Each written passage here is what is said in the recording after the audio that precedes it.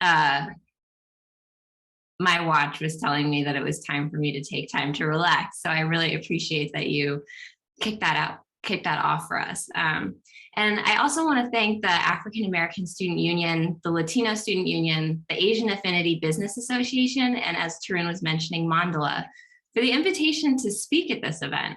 And really the opportunity to share with you all a little bit about me, my research, and why I think belonging matters. So Tarun's gonna help me by leading through my slides. But to give a quick introduction, as Tarun mentioned, I'm a professor here at Harvard Business School, and my research explores diversity, equity, and inclusion initiatives at fast growth companies. So I focus on how race, class, and gender intersect and interact in the workplace. And in particular, I focus on what barriers employers face in their efforts in implementing DEI initiatives. And most importantly, what employees like you all and leaders like you all can do to help achieve your goals of more diverse, equitable, and inclusive workplaces. And today I'm going to be talking about the concept of belonging at work. And to do that, I'll be sharing insights from academic research conducted by myself and colleagues. So my research was conducted at a fast growth technology company that I anonymize as Shopko. And during my 20 months studying Shopko, I followed their various DEI initiatives. And at the same time, I witnessed this company grow from about 200 employees to over 1,000. They reached a valuation of over $1 billion. They acquired 2 companies, and they expanded into 3 new cities. So why do I think this is relevant for you all to know? Because today's entrepreneurs and startup leaders face so many competing demands for their time and resources. And it's very much a world of building an airplane while flying it. And I get that. And I use my research, and Shopko is a great case study of this, to help leaders incorporate DEI values throughout the company, rather than siloing it off in certain departments. And I want leaders to understand the strategic trade-offs associated with different DEI practices and approaches. But most importantly, I use my research to highlight that it is never too early to begin thinking about DEI at work. Okay, if you could go to the next slide, please. So let's get started on the discussion. So what is belonging? I think intuitively we all know the feelings associated with belonging. But as academics, we need clear constructs that we can observe and measure. So we think of belonging, and if you could click, the feeling of security and support when there is a sense of acceptance, inclusion, and identity for a member of a certain group. And we have a couple different metrics that we use to measure this that I'm sure you've all heard of. These are things like psychological safety, or how free you feel to take risks within your work group, whether or not you feel evaluated and judged by other members of your work group, and similar constructs. But if we think about belonging at its simplest level, it's when you feel like you can bring your authentic self to work. And if you could click to the next slide, please. But let's think about why belonging matters. And now I actually would like to use the chat. If people could put into the chat some reasons why they think belonging at work matters. And I'll give you a moment.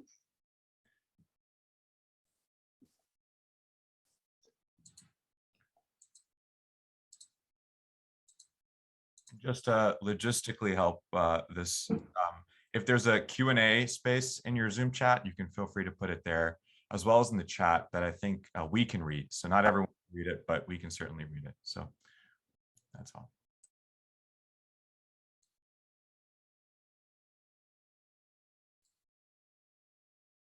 Great. I see one answer that says authenticity helps creativity.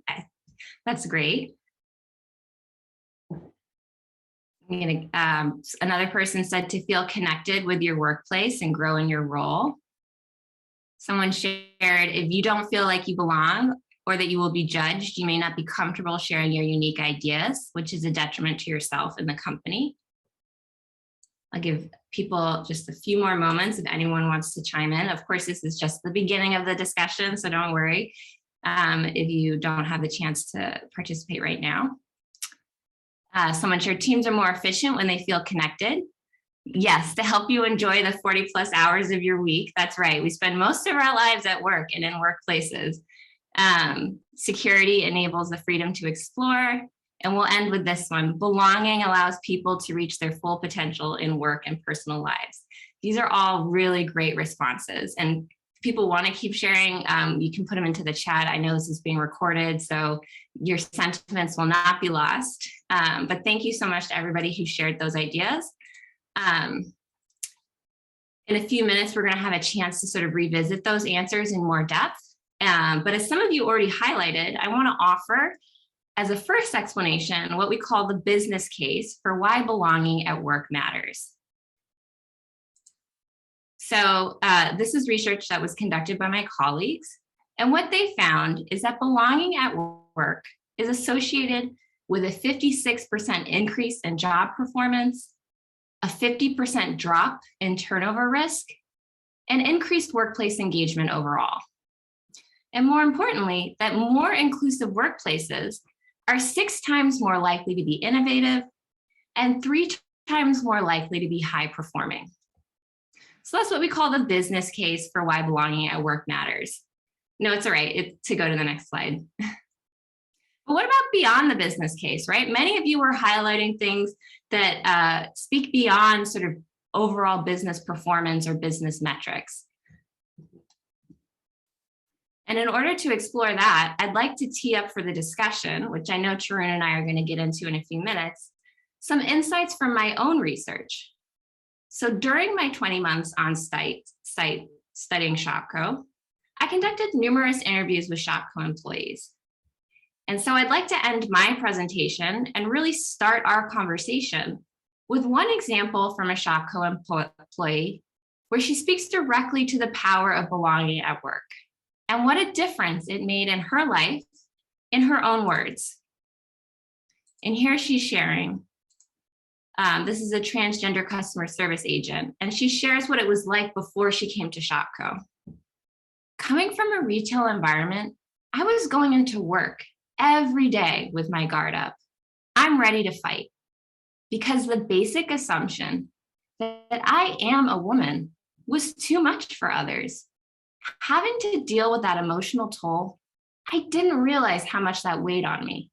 I had to put so much energy into my interactions. And if we click to the next slide, she then shares what it was like since she joined Shopko. I don't feel that barrier here. There was none of that demeaning attitude or fear of the unknown. It's relevant that I'm trans, but now culturally, being trans is more normal here. It's not an issue, and it means I'm respected right off the bat. I don't have to walk someone through what it means to be a trans person. Not having to put that work in allows me to get better at my job. So there's a lot of power in the sentiments that she shared with me and in the quotes that I just shared with you.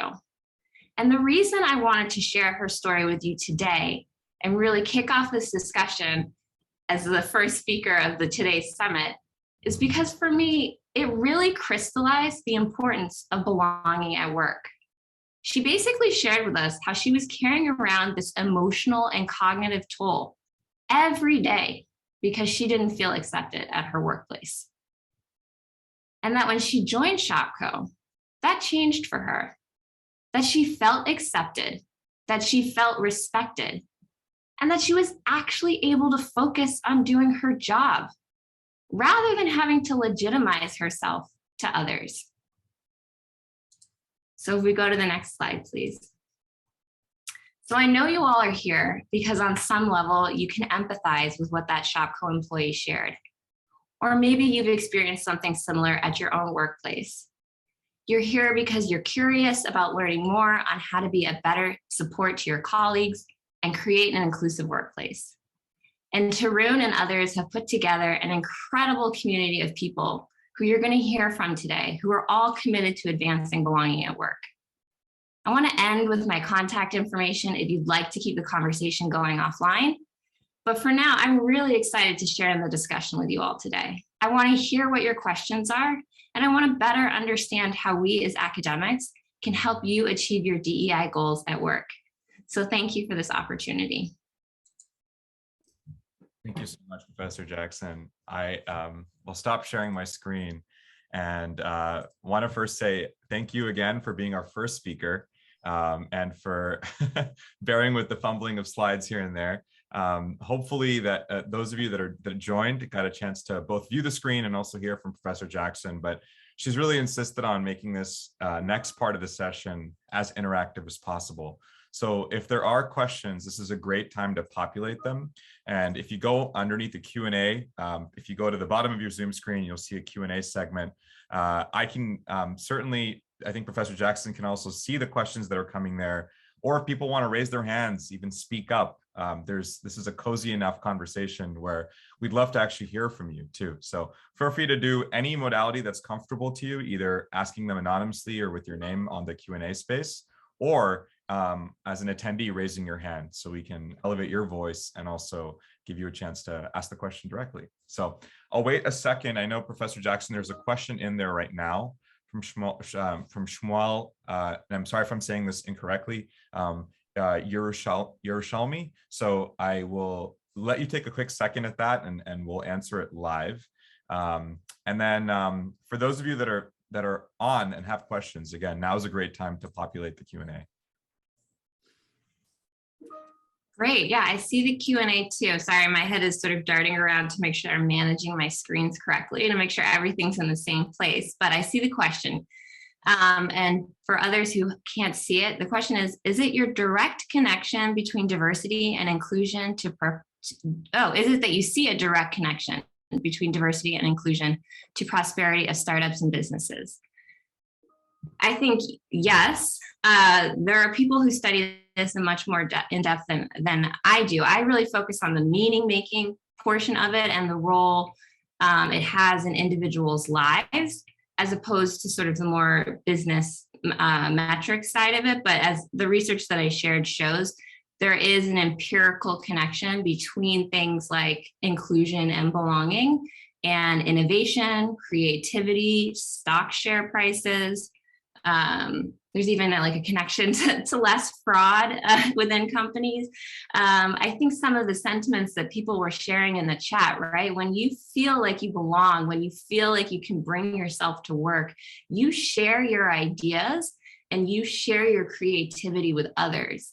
And in companies where knowledge, is the product, you need to have that innovation and creativity to really be able to keep a competitive edge and keep advancing. I'm not sure if anyone else wants to contribute to that as well. That's great. I will make sure there's space. So if you have questions, feel free to ask. Otherwise, I have a list that I can't wait to dig in on. Professor Jackson, I think you some of the qualitative things you've mentioned in the research you're seeing on the effect of freedom that we have to be creative, to be innovative, is a huge reason why so many of us are organizing this conference and why we're here. So you hit the nail on the head there. I'm curious if you could share, and I'll make sure, Courtney, your question is asked in a moment, but I'm curious if you could share just your sense of how this conversation has evolved in America. I remember growing up here as an immigrant, and initially in certain school districts, no one cared how you said my name. They would just say my name. Tarun, or something that maybe wasn't even accurate to how my parents called me. And as a child, I was always like, oh, it's fine. It's not a huge deal. I'm just happy to be here. But I think as I got older, I was like, wait a minute, this starts to add up. I'm curious if you've seen a similar trend in the last 20, 30 years on this topic, where we were in the 90s versus where we are now on even the word belonging. Yes. To be so much change, and I'm wondering if you can touch on that. Yeah, I think that's right. I think we all have these personal experiences of sort of through our own lives witnessing this change, but I do think it's also sort of we would say an empirical change as well, right? I mean, the country, United States, is getting more and more diverse, and by extent, like workplaces are becoming more and more diverse. And as those workplaces have become more diverse, people are demanding these sort of demanding like inclusion and belonging at work, right? So we've sort of seen, you know, as people from different backgrounds and different ways of thinking start to interact in the workplace, it's not been a frictionless experience by any means, but we've been able to learn a lot from this. What does it mean when you come from different racial backgrounds, different immigration backgrounds, different gender identities? How can we really work together to unleash the promise of what we're supposed to be doing at work? And the reason why I really wanted to share that quote with you all is what it looks like when you don't have that. What she basically shared with us is that she couldn't even focus on getting her job done because she didn't feel like she belonged. She had to legitimize herself to others rather than focusing on doing her job well, which is something that matters to employers. She was having to explain to people who she was. And so I think, you know, whether for the business case or for this more personal moral issue, people are increasingly demanding that the belonging happens at work. And I think it is a nice outcome of our increasingly diverse society. I see two amazing questions in the Q&A that build off of that. Starting off with Courtney's, her question is, what were the main organizational differences between Shopko and the previous company? I'm wondering if you could answer that. Yeah, thanks so much for asking that question, Courtney. So what I learned from doing my interviews, and especially what I learned from that interviewee participant, is there were things that Shopko did right off the bat that made her feel included. They asked her pronouns. She was actually going through the process of changing her name legally, and they asked her, which name do you want us to set up your account profile on? I know for legal reasons you have to apply with one, but we want you to be yourself here. Which name should we put in the system? So right off the bat, she got to establish who she was at Shopko in terms of her pronouns, in terms of her name. There, you know, as you'll hear from my colleague, Professor Lumumba Seegers, there was also an employee resource group that she participated in where she was able to sort of build a community with others of allies, but also other transgender employees and talk about what were the issues that they were facing. When she was working at her previous positions in retail, these were not issues that they focused on. The companies that she was at, they focused more on sort of performance of the job, right? Well, you need to put the customer first. You need to be considering their issues. But as her quote showed, like she couldn't even get to that part of her work because she had to spend time explaining herself, and she didn't have supervisors or colleagues who really understood that those were the barriers that she was facing in trying to do her job well. Whereas Shopko, from the beginning, sort of wanted to be a more inclusive place, and some of the practices just tactfully, or strategically, the way that they approached it was to ask, what name do you want us to call you? What pronouns do you use? And then here's a group of people who you can build community with and share your experiences, and that we hope to learn from and continue to improve as an employer. That's great. I think that what I take from that also is that the Shopko was going into layers of additional experiences this employee would have to go through, and at each step proactively thinking about what would make them feel like they actually had a seat at the table. What would it make for them to feel like they actually do belong? So I really love that example. I see a lot of questions around specific tools. An anonymous question here around, we'll go to this one next. How do small teams, so smaller groups of 2 to 3 people, start to build and practice DEIA values into their company culture early on? I'm wondering if you have a sense of how you could answer that from, you know, if you're just building a company Yes, yeah. Well, I think having the conversation is the first important piece, right? I think, you know, one of the things that I laid out at the beginning of my talk is sometimes companies view it as this, there's a time lag, right? Well, once we reach a certain critical mass of people or a certain level of investment or series round or whatever is the further down the field goal, I really want you to think about how you really can start to do these things early. And it starts with asking open-ended questions. I mean, oftentimes we don't have like one size fits all solutions. All we have are frameworks. And so I think a couple frameworks of a team of 2 to 3 people could really start with is to start with, an open conversation about what does diversity mean to you? What does equity mean? What does inclusion? What does accessibility mean to each of you? What are some things that you are looking to change in your workplace? Or what are some things that you learn from your past work experiences that you want to do differently, or what maybe it did work in the past and you want to bring that practice over? I think, and then how are you going to measure that, and how often, and who's going to be responsible for it? And it's true that like we're all collectively responsible for the experiences that we build and shape at our workplaces, but you also need someone with a position of power and authority and resources, as you'll again hear from my colleague, Professor Seegers, to help really reinforce that. And then you need to consistently measure against those sort of metrics and be very open about and transparent about how that's going. And acknowledge that it's not going to be this sort of linear progression, right? It will at times be like a few steps forward and maybe just as many steps back, right? But you can learn from each of those experiences and really sort of approaching it honestly in a way similar to sort of like how you think about building a company and launching new products, right? Like you want to have that same sort of innovative and creative approach to it. But you have to build an accountability, and you have to have transparency so that when things do not work out the way that you were hoping, you can explain to people what went wrong and what you hope to do better in the future. I love the word accountability in what you said. I think that's often lacking. It's like, we'll just do this initiative once and then see what happens, or we'll try and actually make a difference. And then there's a lot of hand washiness around this topic, or hand waviness around this topic. Exactly. I see Marley Bollinger had a question. She said, can you speak to specific tools, concepts, or training strategies that have meaningful impact on increasing the degree of belonging in an organization?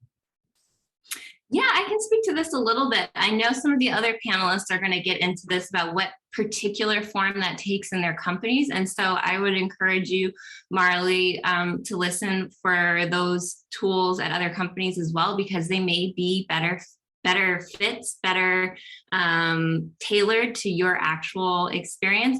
And also, again, my colleague, Professor Seegers, is going to talk about the power and potential of employee resource groups, which I think are, one of the things that I'm going to offer is that they actually are sort of like an innovative lab within your own organization to understand what people's experiences are like at work, where these frictions are arising, and sort of crowdsource like potential solutions in terms of what people want to have addressed. And sometimes they'll be able to tell you what they want in a specific way, right? Like, we need paid parental leave or something like that, right? Like, or they may just be able to tell you an experience that they're having and, what they want addressed about it. And then you'll have to think about like specifically what that solution looks like within your own company. But I think employee resource groups are like extremely powerful for sort of raising these issues that happen at work and helping you think through how to address them. In terms of other tools and concepts or trainings for increasing a degree of belonging, I think having, you could think about incorporating this into your like all hands meeting, your company all hands meeting. Again, to this point about like accountability and transparency, it's important for employees to know that there's buy-in at various levels of the organization. And so when you see that there's time dedicated to the company all hands to talk about this, to talk about how important the organization's culture is, how important it is that people feel accepted, not just sort of like performance metrics about the company or how big it's getting or how much, what its valuation in the market is. I think that really sends an important signal that this is something that people need to also dedicate time and effort and resources to. And I don't know any specific trainings, but I think some of the other panelists this afternoon will have much more to say about that. But in terms of the two sort of concepts, I would think about using employee resource groups as sort of these innovative labs to surface issues that happen at work and help you crowdsource thinking through how to address them. And then making sure that you're using your company all hands or sort of company-wide meetings to share with employees that this is something that matters at all levels of the company, that you are trying to be transparent in doing this work, that it will not be frictionless or linear, but that you want to hear from people how it's going.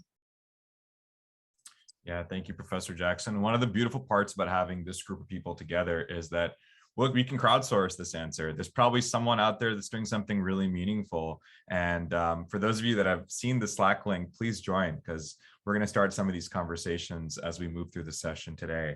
I think that's a great question, and you'll certainly not only hear from other people, but you'll also get to connect with each other, which is really exciting. If there's another question and people want to either ask it in the Zoom chat, please do. Or if you want to raise your hand and also answer it, that would be great. Professor Jackson, I'm wondering if I could continue the discussion with you even. It seems like the word belonging can tackle different issues of identity, and whether it's race, sexual orientation, gender identification, a number of different kind of focus points of identity. What are parts of like, how would you think about that, like in terms of making sure the entire self, because you keep, psychological safety is all about bringing that authentic self. What are the sort of the parts of that you think get missed in startups right now? Or what are people not doing a fully thoughtful job of encapsulating into conversations in the workplace? Because I wonder if there is one, or maybe all of them. How do you, the more precise question is, how do you think about identity, and what are things that might be missed right now in our conversation about belonging as it relates? That's a tough question. Right. So I think of identity. I use this concept that I learned. It's like a feminist perspective on identity. And I know your co-founder at Mondala uses a similar perspective, which is this idea that as individuals, we really are these bundles of different identities. And they come from a spectrum of what we call intersecting hierarchies of power and oppression, right? So depending on the context, our different identities, be they race, gender, sexual orientation, able-bodiedness, immigration status, gender identity, all these different things can be a source of power or a source of oppression in different situations. And that makes it a dynamic concept. I won't call it amorphous, but it makes it a dynamic concept for employers to sort of grapple with at work, because you can feel like you're doing really well on one perspective, maybe gender, and maybe you're not doing as well on another identity, such as race or sexual orientation. Or maybe you are doing well at the intersection of race and gender, but not at sexual orientation, right? So I think an important framework for employers to have is that we are these bundles of identities that in different contexts can be sources of power or sources of oppression, that it is this dynamic concept, and that it's not sort of this hegemonic, large one size fits all or one story to each sort of identity, right? Like not all women are the same, not all men are the same, not all Black people are the same.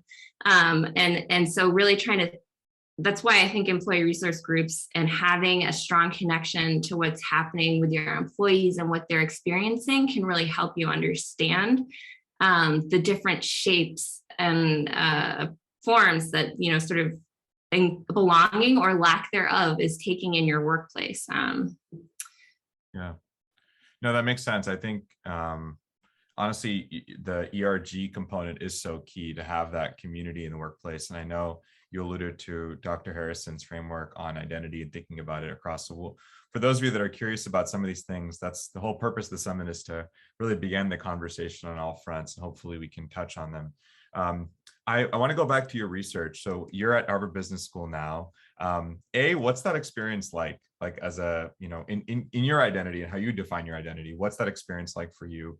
And what is your research focused on? If you can speak to some of the research that you're working on now, what you're hoping to do, I'm curious if you can answer that. Oh, thank you. Yeah. I thoroughly enjoy being here at Harvard Business School. I think it's incredibly exciting. It's such a lively place to be, where this relationship between academics and practitioners and people and people in the field is so tight knit. It's one of the reasons why I wanted to be at a business school. I didn't want to create research that was going to sort of sit in an ivory tower and maybe be read by me and maybe a few of my students. I wanted to be able to share my ideas with people. And I also wanted that immediate connection to understand, well, here's maybe something that you haven't thought about before, Summer, or here's another perspective, or here's how we're doing that differently, to just keep it alive. These concepts matter deeply to me. My research looks at organizational inequality broadly. So I look across different levels of a company, from the employee perspective to the practices that companies enact. And I look at things such as race, class, and gender, and how they intersect at workplace, right? So what can companies do to diversify their technology department? How can algorithm augmented online hiring platforms help companies diversify? How can we rectify and address microaggressions at work so that people do feel like they do belong and they are accepted? I think HBS is an incredibly exciting place to study this. I am part of a unit that's called the Organizational Behavior Unit. And so I have amazing colleagues who I can call upon to also be thought partners in this.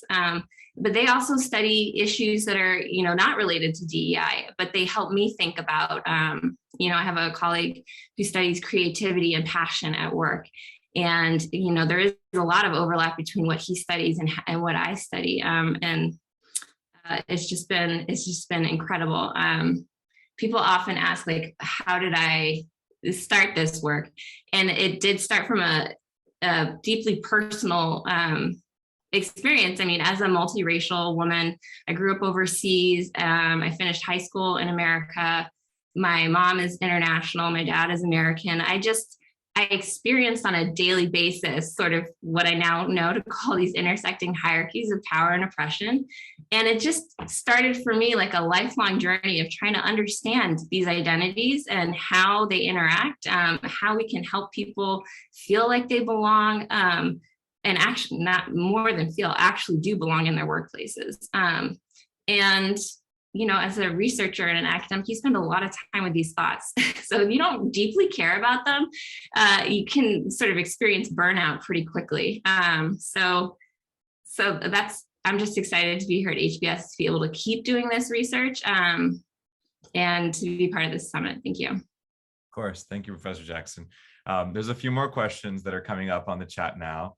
Before we go to them, though, I just want to say that one of the feelings I have even hearing you speak about this topic is that when academics like you step into positions of power at places like HBS and make this case, you represent a symbol of hope for a lot of us who've been trying to think about these things at companies who are like, what do we do? What do we do? And then we can quote some of the things you're putting out. Like you're saying that belonging improves job performance by 56%, or that it reduces turnover risk by 50%, using your language and some of the research that you will come out with now, but over the next few years, even like having some of that for us is very empowering to go into workplaces and have data points that we can allude to. So I think, as you think about these conversations, you legitimize the discourse for many of us that are trying to do this work at the startup level, because that's really where businesses are really born. So I just want to make that point as another gratitude. Thank you. Academics out there. Mahmoud Keter has a question. He says, I'm going to read it out loud. Sometimes it feels like ERGs are so undervalued and underfunded. people expect us to do the work that the company should be doing through leadership or DEI or HR function, which often leads to more burnout, stress, and ineffective DEI and well-being strategies. Plus, they don't pay us for doing it more, aside from actual financial. What is your take on this? I think that's right. I definitely, I hear that. What do I think can be done about it? I think partly why this summit and this type of work and the research that I'm doing and my colleagues are doing, what we hope to achieve by doing it is to really make it clear that belonging at work, diversity, equity, and inclusion in workplaces is not an issue that just faces what you may call like marginalized group identities, right? It's not just an issue that faces women or underrepresented racial minorities or immigrants or members of the LGBTQ plus. Like it's an issue that matters to everybody. And I think maybe this is where the business case for these issues can be helpful, because you can't have a creative team or an innovative company if you don't have all of your members participating and interacting successfully and being able to share their ideas. So this is really like, it's an issue that affects us all. I think we maybe feel it on a more personal level when you are a member of a marginalized group. But it's something that's taken away from majority group members too. Like you're missing out on new ideas and relationships. And so ERGs need the participation of everyone at the company. And more importantly, the support financially and with time, with time and accountability. And so I think it is important to have sort of champions for those organizations that come from non-marginalized group members as well, so that it's not just a you problem. It shouldn't be viewed as a you problem or a you issue. It's an issue that affects everybody. And so you need that leadership to come from everyone within the company as well. Got it. I know we're hitting the 40. Thank you for that, by the way. I know we're hitting the 45 mark. Because we started a little bit late, I wonder if we could stretch to the 50. And there's a couple more questions and comments coming in there. I think I see a couple things. I'm going to go with the question that I see first, which is, what would your research or perspective even be on coworkers or employees who are resistant or dismissive of DEI efforts? It's a great question. Thank you, Manishi. And I know there's a group of people that have other questions too. So we'll get to this and then we'll get to the others. Yes, that's a great question. It's a tough question to answer. I think I said at the beginning that sometimes there's not sort of a one size fits all solution to these types of problems. I think there are a couple ways in which you can help people who are resistant to DEI efforts really understand the impact. Some of it is, I think, why colleagues focus on, what I laid out at the beginning, this business case for diversity, that you can sort of just rope them in by talking about how this is important to the performance of the company overall. But I think there are also good exercises that can be done in terms of perspective taking, right? It's a big thing here at HBS and where I got my PhD at MIT Sloan, this initiative called Ask Me Anything, and being able to share, some people have not had the opportunity to hear from people who are not like themselves and in different ways. And so being able to hear what those experiences are like, I think can be eye-opening for some people. And that perspective taking can really help them better understand the importance of DEI efforts. I think even after you do that, you may not be able to recruit everyone over to being a real champion of DEI. And for that, I think that's where accountability measures and making it clear that that there are metrics that can be measured, that there are repercussions for not achieving these goals, and that this is key to the company's performance and future is like the last sort of accountability measure that you have. So whether you believe it in your heart or not, You will be evaluated on a KPI against these sort of metrics. The company has put this at the heart of its performance, and this is what it means to succeed in your role at this company, is those sort of last effort you have. And, you know, depending on how that works out, you may experience attrition around that, but people leave companies for all sorts of reasons. Yeah. I see a really beautiful question that's actually coming up from Priscilla and Mahmood on the Mandala team. And they're asking, how can a community support you? Like you in particular, for the research and the work you're doing, how can this community, or the community that we're building together, even by having this summit, how can we support the level of the research and the kind of the work you're doing on the ground? What can we do? Oh, thank you. Yeah, you know, I really am interested in the work that that Mandala is doing.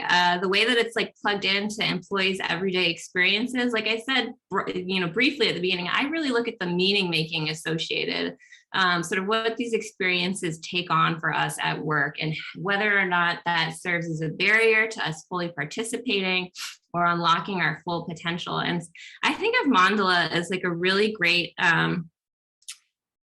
maybe it's like the ERG. It's, you know, not in a boiled down fashion. It to me represents ERGs and sort of this like lab like environment for thinking and understanding what are the experiences that people are having at work in real time. And it allows me to sort of update my own understandings so that I can then incorporate that into my next research design. I mean, I would really love to learn from people who are participating in Mandala, to keep my understandings fresh, to understand what new issues people are facing at work, what new things they want, and how they can be addressed. Thanks for that volley back. The Mandala team is very excited even to hear that that is interesting to you. And I hope we could even think of ourselves as a laboratory. For those of you that don't really know what Mandala is, we're going to cover that later this afternoon at 4. Let me ask you one last question. What gives you hope as you think about this topic? Because I imagine some of this research that's coming out of what's not being done or what's so broken about our world can sometimes have an effect. And I'm curious if you have some kind of, I don't know, some source of hope for yourself as you do this work. Oh yeah, I really do. You know, I think generationally, as we've become a much more diverse society,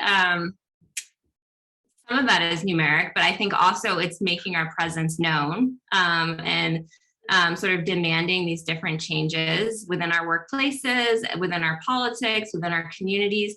I find that incredibly exciting and hopeful. The questions that people are asking, I mean, even that the summit is happening, that we think of belonging as integral to succeeding in our lives and at work, I think gives me a lot of hope. I mean, we're not just these automatons who just check in at 9 and check out at 5 or 6 or whatever the time is. We are these people with life stories and experiences, and we're all, you know, the fact that people are wanting to sort of unleash this at work and be better colleagues to each other, I think is incredibly hopeful and exciting. And every time I get the opportunity to talk to another person about what their experiences are and really learn from them, it's not only humbling, but it gives me a lot of hope for the future. Thank you for sharing that. Even, I mean, it's just such a enlivening message. And for anyone that has any questions, I'm sure you've contact information was on that slide, but if you'd be open for us to share your contact information to any of the attendees, just to stay in touch and be in touch with you.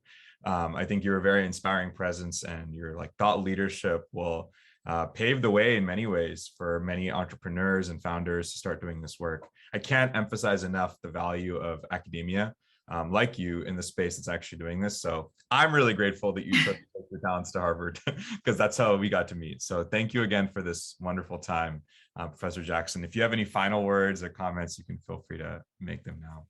Oh, just that I want to say thank you. And I would love to keep the conversation going offline. Please do share my contact information.